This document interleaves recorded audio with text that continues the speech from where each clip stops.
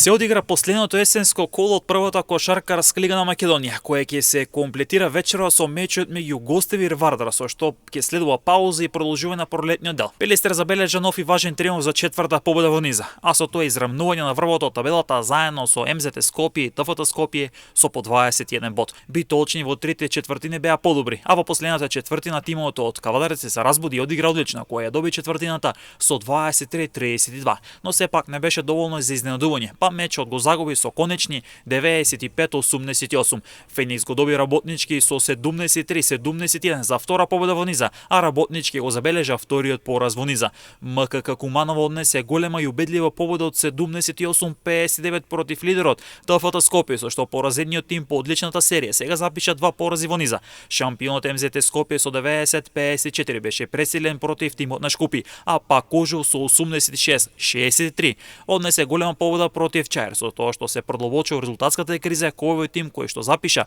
4 порази во низа.